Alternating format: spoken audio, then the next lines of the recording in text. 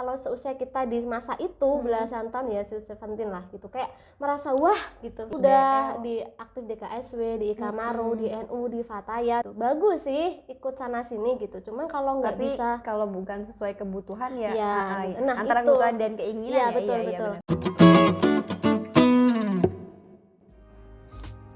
Assalamualaikum warahmatullahi wabarakatuh. Hai teman-teman, selamat datang di konten YouTube terbarunya Ikamaruram, yaitu Ngesai bersama saya Zulia Misbah. Ngesai ini adalah konten terbarunya Ikamaruram. Di sini kita bakal ngebahas seputar hal-hal menarik yang ada di sekitar kita bersama para senior dan teman-teman Ikamaruram. Nah, untuk pertemuan pertama kita akan ngobrol santai bersama Mbak Ida Albatrahmania. Halo Mbak Ida. Halo Zoom. Beliau ini baru aja lulus dari Universitas Al-Azhar S1 ya. Gimana Mbak rasanya? Perasaannya kayak sedihnya ada, kemudian senangnya ada gitu. Bagaimanapun juga tetap bersyukur dikasih kesempatan seperti ini, masih bisa mengadakan wisuda dengan keadaan yang ya sebenarnya nggak terlalu mewah juga, nggak terlalu ramai juga seperti biasa, tapi alhamdulillah tetap excited gitu ya rasanya. Iya.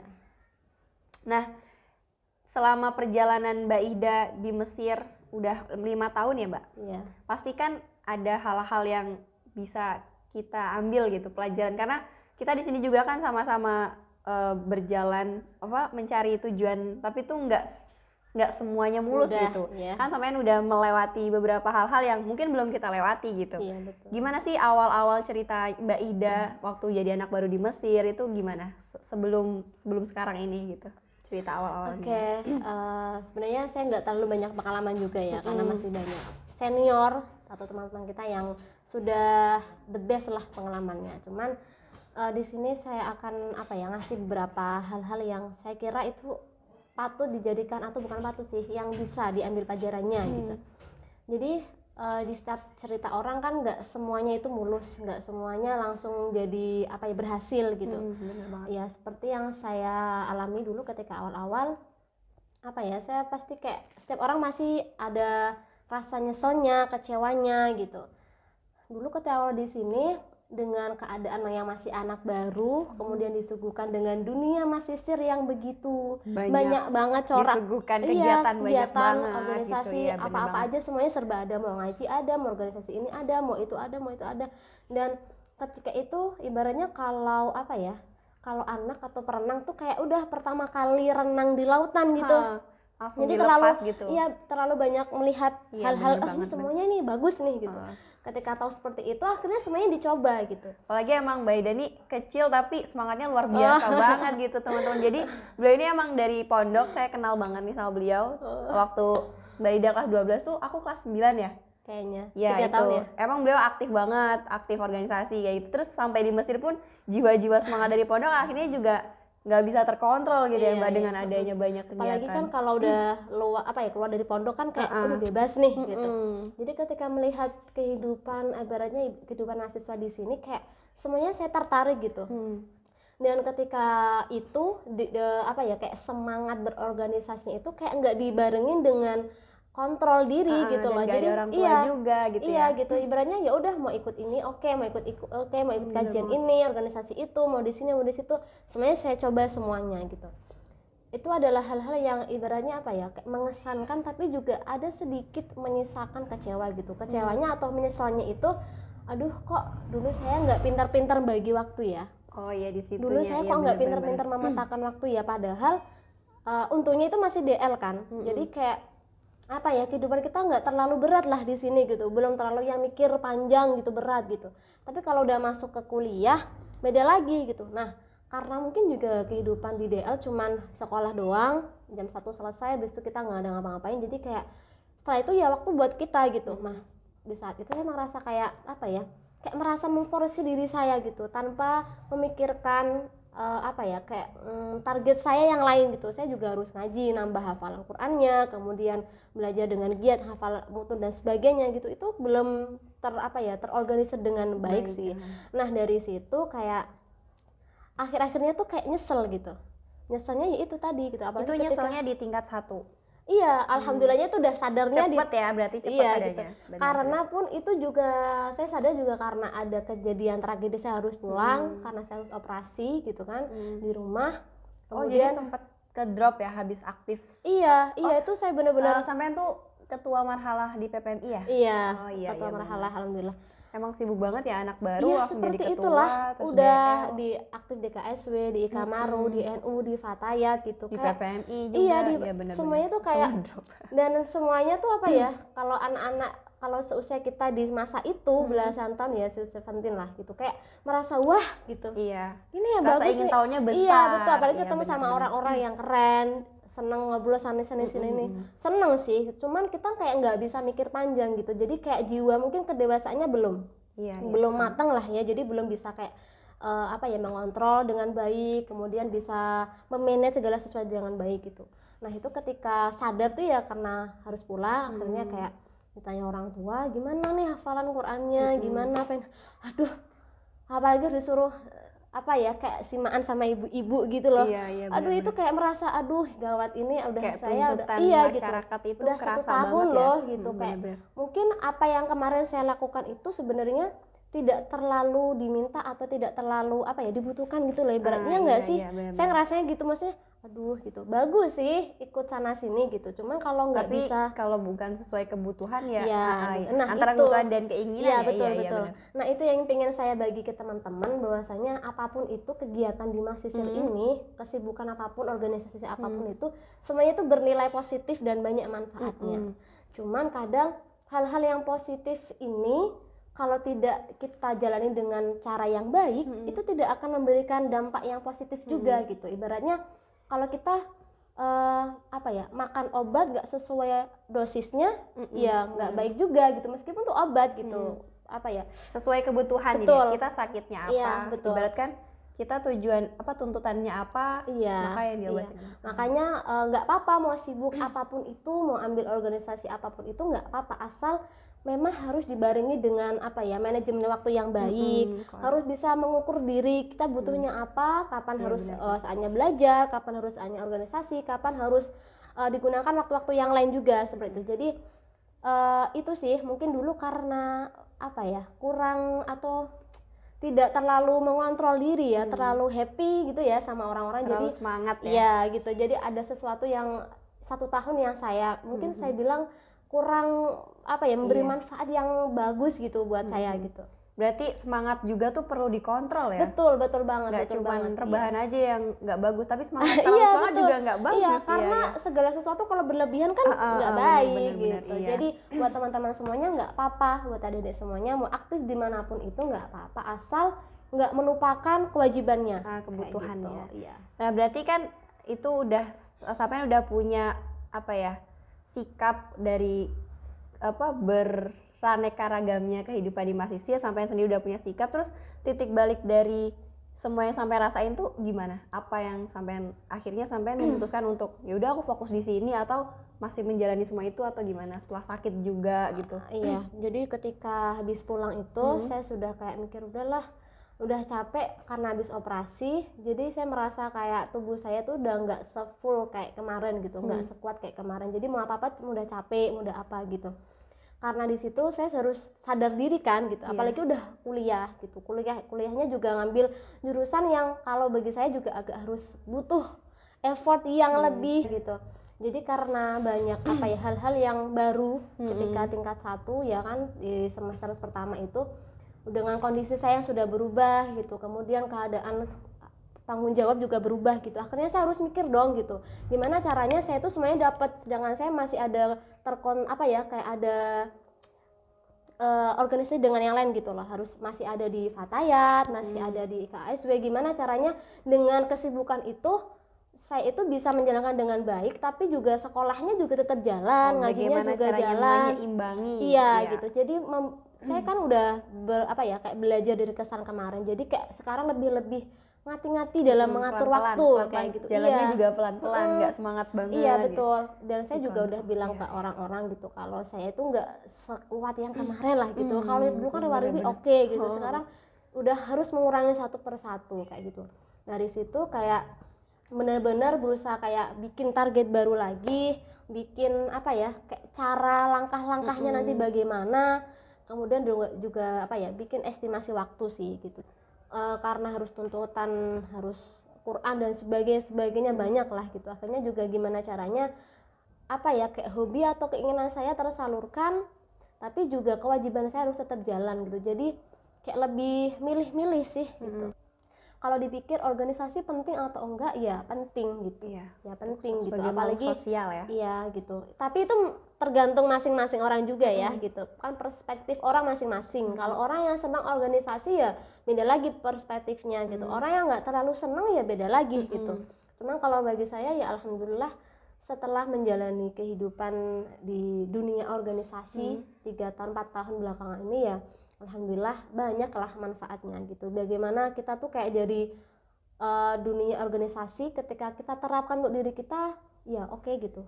Ketika saya sekarang nih udah nggak ibaratnya udah pasif ya, udah meninggalkan atau udah libur cuti dari dunia organisasi, kayak lebih bener-bener bisa berorganisir diri kita seperti apa sih, kayak gimana sih. Oh dulu saya pernah tuh ngajar ini, atau dulu saya pernah ikut ini, jadi kayak lebih manfaatnya tuh ada gitu di kehidupan kita. Iya betul. Jadi kayak teman-temannya banyak, apa ya, kenalannya banyak gitu, sekenal sama orang ini, kakak itu, dan semua orang-orang organisasi atau orang-orang yang kita temui itu orang-orang yang keren gitu. Jadi kita pasti akan mengambil, ada hikmah lah ya, ada hikmahnya yang bisa kita ambil kayak gitu.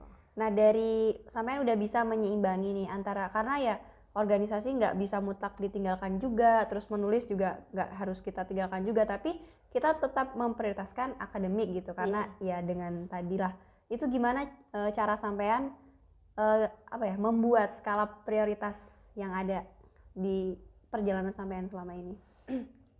Apa ya, kalau saat ini kan nanti pada akhirnya itu kadang tuh orang itu akan memiliki, mungkin dari awal kita semua di sini saya yakin punya targetnya masing-masing ya. Kayak saya dulu sebelum ke sini udah ada target, cuman adalah di tengah jalan lupa, nggak dibuka lagi buku targetnya gitu, atau mungkin kita kan udah tergiur ya, udah punya target ini, lihat itu, kayak ke toko pengen ya? gitu, kayak cewek ke toko ya? Iya gitu, lihat barang ini pengen apa? gitu. Selesai dari toko ya nggak kebeli. Betul. Terus ketika lihat sana, kayaknya enak deh, nyoba gitu, Bener. Nah ketika udah di tingkat akhir seperti ini, apalagi nanti kalau teman-teman adik-adik semua udah di tingkat 4, itu kayak kerasa banget bahwasanya apalagi teman-teman yang biasanya enggak lanjut ya, maksudnya harus pulang ke Indo, itu kan kayak saya harus pulang nih gitu, gimana nih gitu, udah tingkat 4 nih gitu, nanti kalau pasti di rumah disuruh ngajar, disuruh ini disuruh itu, pasti nanti akan apa ya, ada idealisme atau target-target tersendiri gitu yang harus dipenuhi sebelum pulang gitu. Nah itu juga kebanyakan kemarin udah saya rasakan gitu. Ketika saya udah tingkat 4, saya merasa ini kayaknya belum deh, ini belum kecapai deh yang target untuk diri kita ya, untuk kita masing-masing. Misalkan pengennya hafal Quran sambil ambil qiraat, hafal mutun ini, jaziriyah, satibah dan sebagainya. Ini belum ke, ibaratnya dari 100% tuh mungkin baru 60% gitu. Atau baru 50%. Jadi kan masih banyak persenan yang harus kita penuhin gitu. Sebenarnya itu bukan untuk diri sendiri, lebih tepatnya untuk masyarakat nanti. Betul gitu. Nah, dari situ kayak kita mulai sadar akhirnya ya udahlah gitu. Maksudnya apa ya? Kayak masa kita untuk bermain-main atau berorganisasi atau happy dengan diri kita tuh kayaknya udah deh gitu, udah selesai nih tujuan gitu. sendiri. Betul. Udah. Sekarang kayaknya kita harus fokus nih buat apa-apa yang harus memang kita penuhi gitu, yang mana kewajiban ini tuh juga tuntutan dari orang tua, dari masyarakat dan sebagainya kayak gitu. Nah dari situ kayak berusaha ya udah ditulis target lagi, apa-apa yang harus dibutuhkan, apa yang gitu. masih kurang, dan harus benar-benar fokus. Dari situ saya kayak udah memutuskan udahlah, saya stop dulu gitu. Stop di organisasi. Iya, saya stop dulu gitu, karena kalau saya pikir kalau saya tak sambil gitu ya, sambil udahlah kayak bisa nih sambil jalan kerjain ini, ngafal ini sambil ini. Tapi itu kayak Bisa berat ya? Multitasking itu emang nggak bisa ya sebenarnya? Masing-masing orang, tergantung kalau orang. Menurut Mbak Ida, kalau saya tidak bisa. Oke. Saya tidak, saya merasa kan kita tahu kan kemampuan masing-masing kita, dan kita juga harus apa ya, harus sesekali tuh kayak introspeksi dan apa ya, mikir gitu. Sadar diri. Sadar diri gimana sih saya itu gitu, kalau misalkan saya seperti ini gimana ya, bisa nggak ya gitu. Dan saya tipe orang yang aduh, saya udah semakin apa ya, waktu bergulir begitu cepat, usia bertambah, kewajiban bertambah, dan apa ya, tanggung jawab juga selalu ada gitu. Kalau saya seperti itu terus, maksudnya nanti hal-hal yang ingin saya capai untuk diri itu tadi yang Untuk masyarakat tadi, Iya. untuk orang tua. iya gitu, nanti malah molor gitu. Iya, Takutnya nggak bisa sesuai harapan gitu. Karena Iya, waktu kita di sini juga terbatas. iya betul, Iya. betul sekali. Nah maka dari itu yaudahlah, ya kalau mau nurutin kemauan kita pengen ini, pengen itu, pengen kesana, pengen kesini, kayaknya Bisa nggak ada aja. habisnya deh gitu. Dan peluang tuh selalu ada gitu Iya, ya. gitu. Iya bener banget. Karena kalau saya lihat teman-teman saya, kan banyak teman-teman saya yang sebenarnya tuh kakak kelas saya gitu. Maksudnya mungkin dari Indonya udah kuliah, terus ke sini bareng saya lulus sama saya, umurnya udah 26, 27 gitu.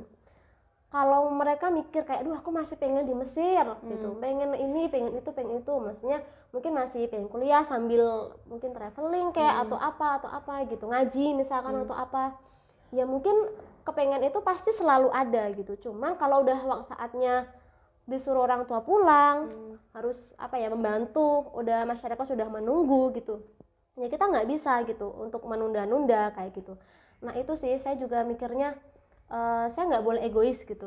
Maksudnya ada kalanya saya memang harus apa ya, punya keinginan saya, tapi saya juga ada tuntutan dari orang tua gitu, apalagi seumur-umuran kita ya gitu. Pasti disuruh pulang lah, udah disinggung Apalagi soal menikah lah, perempuan, kayak iya. gitu. Jadi kayak dari situ saya mulai sadar kayak ya udah gitu, saya harus menurunkan lagi ego saya gitu. Maksudnya apa-apa yang menjadi target saya yang sebetulnya nggak terlalu penting juga sih, maksudnya masih Bukan ntar. kebutuhan mendasar. Betul, iya. Saya harus Iya kan tadi saya skala geserkan, prioritas iya, ya, saya jadi geserkan lagi gitu. Udahlah gitu. Ini yang berapa saat ini nih. persen, jadi Iya, berapa ini yang persen. saat ini saya butuhkan ini. Nah, Udah, persennya karena- lebih besar untuk ngaji gitu. Iya. Dan sebagainya lah ya gitu. Karena mungkin bagi masing-masing orang kan skala prioritasnya masing-masing gitu. Iya, balik lagi Iya. tujuan dan tuntutan kita dengan orang tua kita juga beda-beda gitu, Iya, nggak gitu. bisa disamakan. Yang penting nanti kan kalau pulang itu ya jadi gitu, maksudnya udah siap gitu. Nah dari situ kayaknya tuh kita harus mulai banyak yang harus mikir ya, apa sih gitu, harus yang diperbaiki, yang harus Introspeksi. betul kayak gitu. Itu sih. Nah, tapi kan secara kebiasaan pun ya, jiwa kita yang sosial tiba-tiba akhirnya jadi fokus ke keilmuan, dimana keilmuan tuh ya saya nggak bilang mau membosankan sih, tapi kalau untuk jiwa-jiwa yang sukanya emang aktif, sukanya kalau hal-hal yang pasti itu kan agak sulit juga pasti ya beradaptasinya. Itu gimana cara sampean? Dan pasti kalau ketika kita mau memutuskan untuk melepas diri dari organisasi kan ada rasa ewo gitu ya, kalau bahasa Jawanya ewo sama teman-teman yang udah ngasih kita kepercayaan, kita punya potensi di sini, tapi kita kok malah lepas dari sana. Terus juga pasti ya ada lah hal-hal yang kayak gitu. Gimana cara sampean bisa komitmen dengan keputusan yang gak nyangka aja kalau ngambil keputusan itu gitu. Iya. Ada aja pasti kan. Dan juga kemarin tuh dengar Mbak Ida kan kemarin kepilih jadi ketua Fatayat, tapi malah undur diri, nggak mau ya istilahnya, enggak gitu. Itu gimana gitu Mbak? Apa ya? Pasti saya rasa sih bukan bilang menolak itu bukan hal yang mudah, pasti. Iya, betul. Karena beliau juga suka berkontribusi gitu orangnya, jiwa sosialnya itu gimana Mbak? Apa ya? Kalau yang tadi mengenai mengundurkan diri itu pasti kayak rasanya sedih ada, kayak sungkannya juga ada gitu, rasa minder, berat, malu juga ada gitu, karena saya dipilih di organisasi yang saya tuh berkecimpung dari kecil gitu ya. Dari kecil. Terus tiba-tiba kemarin pemilihan kepilih dengan suara terbanyak gitu. Tapi dari awal saya sudah berazam sih gitu, saya udah mau berhenti gitu. Karena kalau tak pikir-pikir kalau saya harus ikut organisasi lagi apapun itu, saya nggak dengan kondisi yang seperti ini. Saya juga udah mulai S2 juga kan, udah harus fokus belajar gitu. Tuntutan membacanya banyak gitu. Harus juga masalah yang lain juga ada gitu, kayak tuntutan dalam segi Qur'annya gitu kan. Itu kalau saya tak pikir-pikir lagi, tak hitung-hitung lagi gitu, saya merasa berat gitu. Kalaupun saya ambil, nanti saya akan kayak ngerasa, duh berarti target UI itu harus kesimpir lagi gitu, kayak Minimal keundur tuh lagi emang gitu. 1 tahun ya, 1 tahun jabatan tuh pasti fokus kita di situ kan. Iya Nggak gitu, bisa. apalagi dipilih untuk jadi kepala, jadi kepala suatu organisasi, dan apa ya kalau Punya 2 prioritas gitu. iya gitu. Jadi saya mikir, kalau udah saya pikir-pikir, apalagi orang tua juga udah kayak pokoknya begini, maksudnya karena mungkin waktu juga ya, kita udah di umur segini, udah lulus LC kemudian S2, tapi banyak hal-hal yang memang harus kita penuhi, dan orang tua udah kayak banyak, udah ini udah nggak ada waktu buat ini gitu. Dan Maksudnya orang tua sampean juga tegas ya, maksudnya iya, kayak maksudnya merhatiin banget anaknya tuh udah gini belum. iya gitu. Sebenarnya kalau dari segi orang tua nggak apa-apa gitu. Kemarin juga saya mau cerita apa-apa gitu juga nggak masalah. Bapak ini mau di ini, ibu mau di ini gitu, kayak terserah gitu. Membebaskan. Orang tua iya, cuman tuh bilang gini kan, pasti orang tua kayak ya sudah asal Mbak Ida nyaman, asal Mbak Ida bisa gitu kan. Nah dari situ kan kita pasti mengukur diri sendiri kan iya, gitu. aku bisa nggak ya? Iya gitu. Iya, benar. Tapi setelah saya pikir-pikir, aduh kayaknya berat nih gitu. Kalaupun iya berarti saya harus mengorbankan hal yang lain gitu. Dari situ kayak antara sungkan, antara nggak enak, antara sedih ya gitu. Soalnya seneng gitu, sangat seneng banget gitu, kayak pengen di situ membesarkan Ngopeni gitu, membesarkan Fateh dan sebagainya tuh seneng gitu. Harapannya juga ada, cuman kalau dalam hati tuh saya udah capek juga. Maksudnya saya melihat saya udah aktif dari awal gitu sampai sekarang gitu. Saya pikir udahlah saatnya saya udah kayak mentas gitu. Kalau dolanan tuh kayak udah mentas lah gitu. Mentas tuh gimana? Selesai ya? Kayak ya gitulah. Iya. Nah, beradaptasinya kan juga udah bisa berarti. Nah, sekarang kan sampai udah S2 nih. Mungkin kita langsung fokusnya ke akademisnya sampean aja kali ya, karena emang udah fokus di situ dan juga S2. Sebenarnya sampean udah ngerasain kan S2 tuh gimana, kesulitannya gimana. Mungkin tips-tipsnya dari Mbak Ida sebagai kita yang masih S1, apa sih yang perlu dipersiapkan? Ternyata S2 aku kurang belajar ini karena aku di S1 kayak gini, apa yang belum aku pelajari. Katanya kan emang S2 tuh susah banget kayak gini. Jadi katanya emang kalau S1-nya sungguh-sungguh sih insya Allah mudah-mudah aja kayak itu. Mungkin ada tips-tipsnya dari sampean biar teman-teman baru, teman-teman maba yang S1 tuh juga bisa lebih semangat lagi, karena kita masih punya perjalanan akademik yaitu S2. Jadi semangat berakademik tuh hidup terus. Iya, gitu. Harus mulai dihidupkan. Gimana tipsnya? Kalau buat adik-adik semua, persiapannya buat S2, karena kalau di S2 itu kan kita sudah mulai masuk ke penjurusan ya, jadi sudah di bidang khususnya masing-masing. Kalau misalkan di jurusan lughah, nanti ada jurusan balaghah, ushul lughah, lughawiyat, ada sastra, adab munakat gitu.